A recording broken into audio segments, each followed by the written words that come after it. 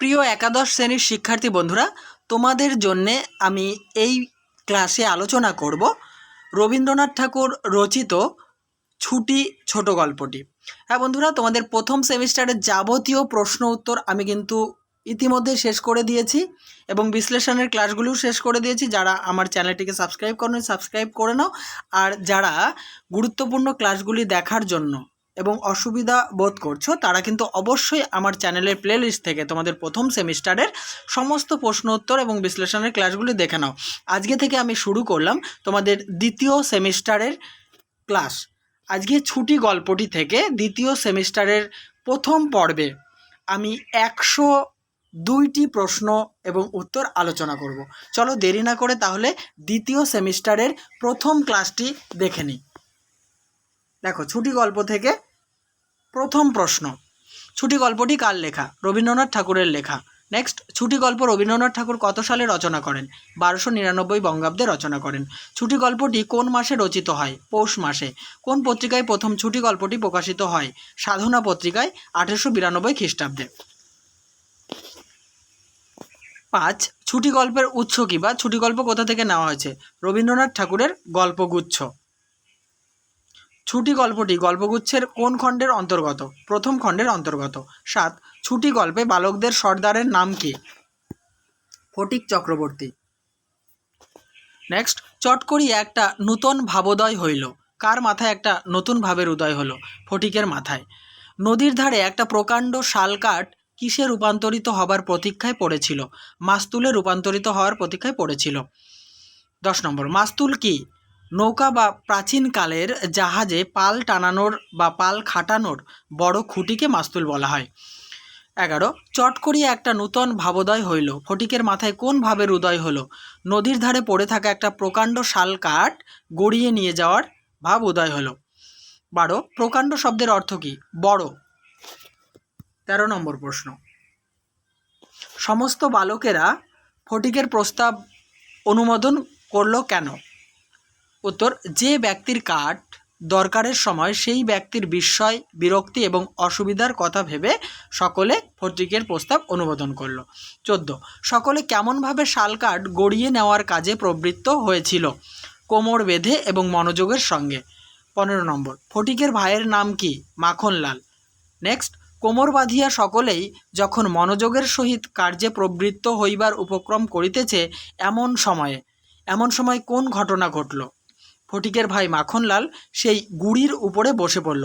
এক্ষেত্রে তোমাদেরকে বলে রাখি, এই যে গুড়ি বানানে, প্রত্যেকটা গুড়ি বানানের ক্ষেত্রেই কিন্তু গয়ের মাথায় চন্দ্রবিন্দুটা আমার মিস্টেক হয়েছে, কারণ আমার টাইপিংয়ের সময় এই গয় হস্যুর মাথায় চন্দ্রবিন্দুটা কোনোভাবেই আসছিল না, তাই গয়ের মাথায় চন্দ্রবিন্দুটা কিন্তু মিস্টেক হয়েছে, তোমরা কিন্তু ঠিকঠাকভাবে দেখে নেবে। 17, কনিষ্ঠ শব্দের অর্থ কী? ছোট। এক্ষেত্রে ছোট ভাই। 18 নম্বর, ছেলেরা তাহার এইরূপ উদার ঔদাসীন্য দেখিয়া কিছু বিমর্ষ হইয়া গেল। কার ঔদাসীন্যর কথা বলা হয়েছে? মাখনলালের। ঔদাসীন্য শব্দের অর্থ কী? উদাসীনতা বা উৎসাহহীনতা। 20 নম্বর, বিমর্ষ শব্দের অর্থ কী? দুঃখিত, অসন্তুষ্ট বা বিষণ্ণ। এই তিনটের অর্থই কিন্তু এক। ছেলেরা বিমর্ষ হয়েছিল কেন? মাখনলালের শালকাঠের গুড়ির উপর বসে পড়া দেখে। 22, একজন আসিয়া ভয়ে ভয়ে তাহাকে একটু আধটু ঠেলিল। একজন বলতে কাকে বোঝানো হয়েছে? বালকদের দলের একজনের কথা বলা হয়েছে। 23, বালকদের একজন এসে ভয়ে ভয়ে একটু ঠেলার ফল কি হয়েছিল? মাখনলাল তাতে বিন্দুমাত্র বিচলিত হয়নি। 24, এই অকাল তত্ত্বজ্ঞানী মানব সকল প্রকার ফিরা ক্রিয়ার অসারতা সম্বন্ধে নীরবে চিন্তা করিতে লাগিল। অকাল তত্ত্বজ্ঞানী মানব বলতে কাকে বোঝানো হয়েছে? মাখনলালকে বোঝানো হয়েছে। 25, দেখ মার খাবি, এই বেলা ওঠ, বক্তা কে? ফটিক। 26, দেখ মার খাবি, এই বেলা ওঠ, এই কথাটি ফটিক কেমন করে বলেছিল? আস্ফালন করে বলেছিল। আস্ফালন শব্দের অর্থ কী?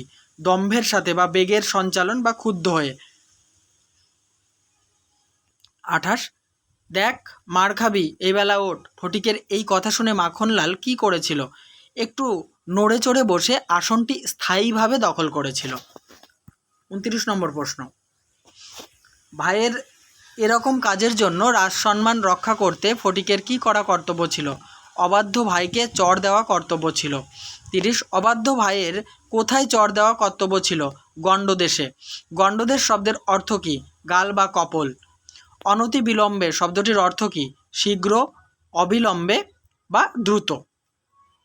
নেক্সট, সাহস হইল না, কোন কাজে ফটিকের সাহস হয়নি? মাখনলালকে চড় দিতে সাহস হয়নি। 34, এমন একটা ভাব ধারণ করিল, ফটিক কোন ভাব ধারণ করল? যেন ইচ্ছা করলেই এখনই ভাইকে শাসন করে দিতে পারে, এমন একটা ভাব ধারণ করেছিল। 35 নম্বর প্রশ্ন, কিন্তু করিল না, কে কি করেনি? ফটিক তার ভাই মাখনলালকে শাসন করেনি। 36, কিন্তু করিল না, ফটিক তার ভাই মাখনলালকে শাসন করেনি কেন? সাহস হয়নি এবং আগের থেকেও একটি ভালো খেলার ধারণা তার মাথায় এসেছিল। নেক্সট, তাহাতে আর একটু বেশি মজা আছে, কি আরও বেশি মজা আছে? মানে কিসে আরও বেশি মজা আছে? নতুন খেলায়।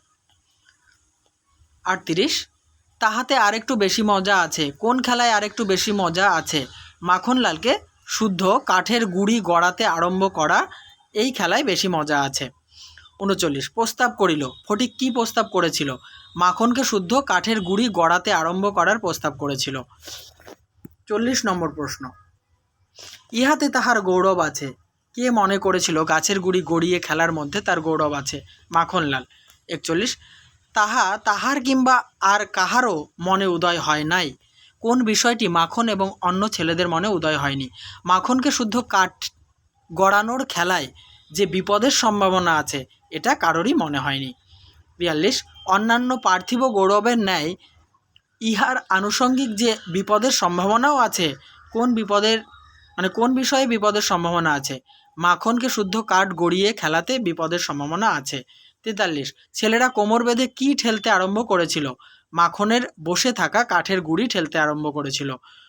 44, মারো ঠেলা হেইয়ো, সাবাস জোয়ান হেইয়ো, এই কথাটি কারা বলেছিল? এই কথাটি বলেছিল ফটিক এবং আরও ছেলের দল। গাছের গুঁড়ি এক পাক ঘুরতে না ঘুরতেই মাখনের কি দশা হলো? মাখনের গাম্ভীর্য, গৌরব এবং তত্ত্বজ্ঞান সব ভূমিসাৎ হয়ে গেল। ভূমিসাৎ শব্দের অর্থ কী? মাটিতে পড়ে যাওয়া। 47, খেলার শুরুতেই এমন আশাতীত ফল দেখে বালকদের কি অবস্থা হয়েছিল? বালকেরা হৃষ্ট হয়েছিল। হৃষ্ট শব্দের অর্থ কী? আনন্দিত, খুশি বা পুলকিত হওয়া। 49, মাখনলাল মাটিতে পড়ে গেলে কে শশব্যস্ত হয়ে উঠেছিল? তার দাদা ফটিক। শশব্যস্ত শব্দটির অর্থ কী? অত্যন্ত ব্যস্ত বা অতি ব্যস্ত।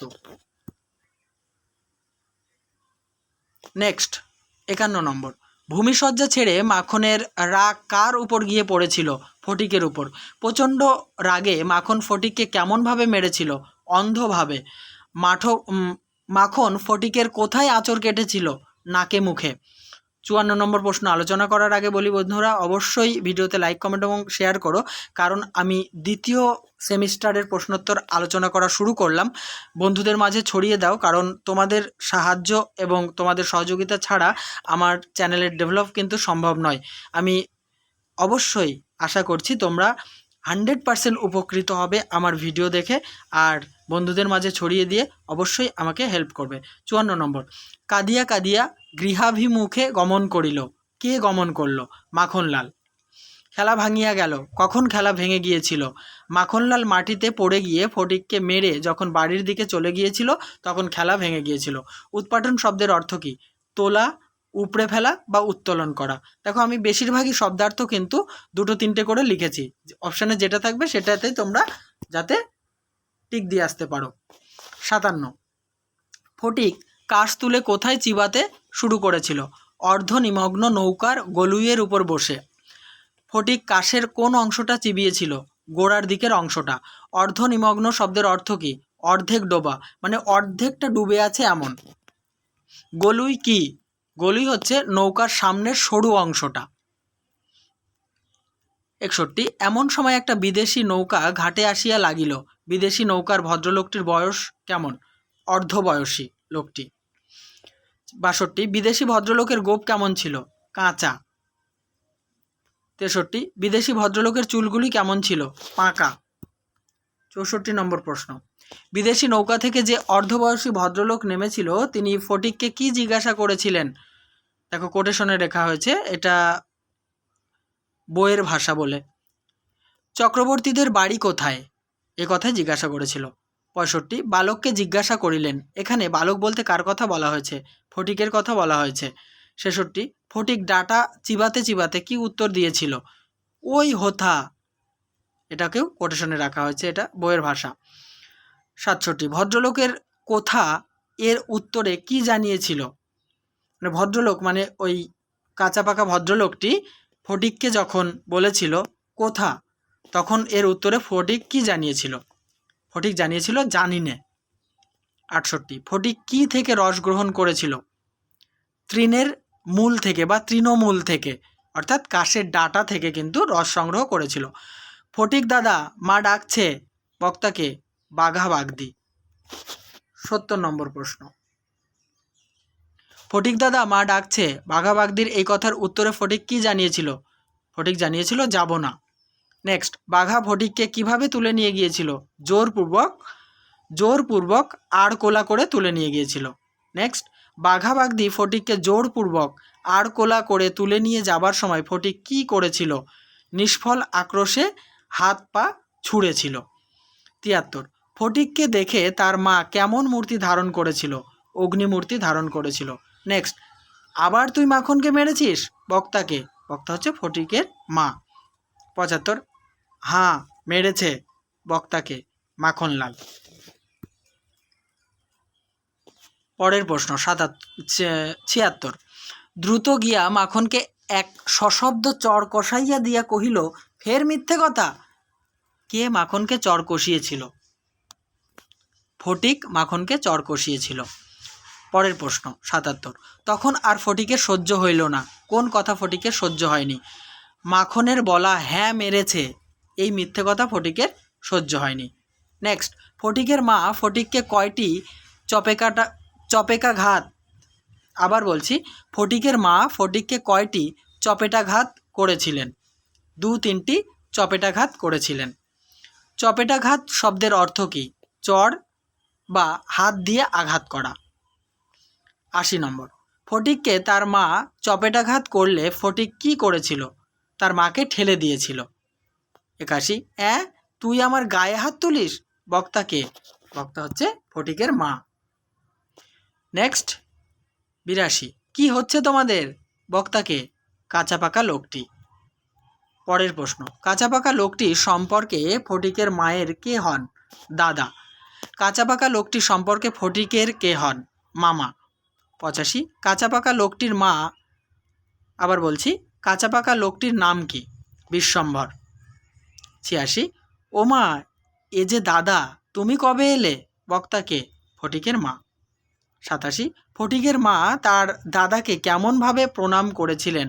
গড় করে প্রণাম করেছিলেন। গড় মানে একেবারে শুয়ে পড়ে প্রণাম করা। 88 ফটিকের মায়ের দাদা বহুদিন কোথায় কাজ করতে গিয়েছিলেন? পশ্চিমে। ফটিকের মা কাকে দেখে বিস্ময়ে আনন্দে অভিভূত হয়েছিলেন? দাদাকে দেখে। 90 তাহার স্বামীর মৃত্যু হইয়াছে। কার স্বামীর মৃত্যুর কথা বলা হয়েছে? ফটিকের মায়ের স্বামীর মৃত্যুর কথা বলা হয়েছে। 91 কিন্তু একবারও দাদার সাক্ষাৎ পায় নাই।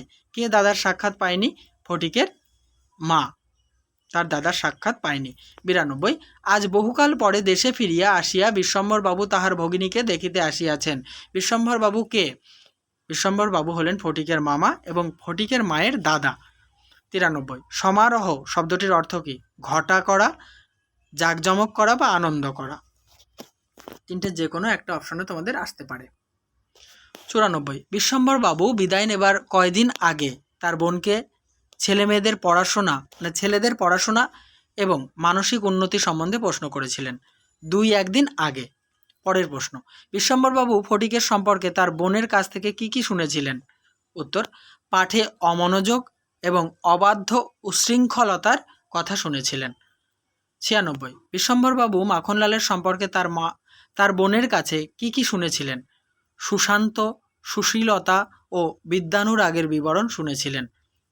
97, ফটিক আমার হাড় জ্বালাতন করিয়াছে কথাটি কে কার কাছে জানিয়েছেন? ফটিকের মা তার দাদা বিশ্বম্ভর বাবুর কাছে জানিয়েছেন। 98, ফটিক আমার হাড় জ্বালাতন করিয়াছে কথাটি শুনে বিশ্বম্ভরবাবু কী প্রস্তাব দিয়েছিলেন? ফটিককে কলকাতায় নিয়ে গিয়ে নিজের কাছে রেখে শিক্ষা দেওয়ার কথা প্রস্তাব দিয়েছিলেন। 99, বিধবা এ প্রস্তাবে সহজেই সম্মত হইলেন। বিধবাটি কে? ফটিক এবং মাখনলালের মা। 100 নম্বর, কেমন রে ফটিক, মামার সঙ্গে কলকাতায় যাবি? বক্তা কে? ফটিকের মা। 101, কেমন রে ফটিক, মামার সঙ্গে কলকাতায় যাবি? মায়ের এই প্রশ্নের উত্তরে ফটিক কি জানিয়েছে? ফটিক কলকাতায় যাবে বলে জানিয়েছে। আজকের আলোচনার শেষ প্রশ্ন 102 নম্বর, ফটিককে কলকাতায় যাবার ব্যাপারে বিদায় দিতে মায়ের আপত্তি ছিল না কেন?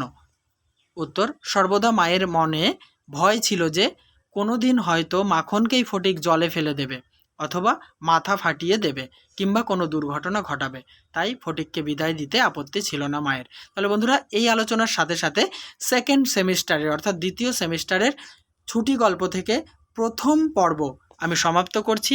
এরপরে সম্ভবত আরও 3টি পর্বে আমি যাবতীয় প্রশ্নোত্তর টেক্সট খোটানো শেষ করব। দেখতে থাকো, সঙ্গে থাকো বিশ্বাস টিউটোরিয়াল ইউটিউব চ্যানেলটি।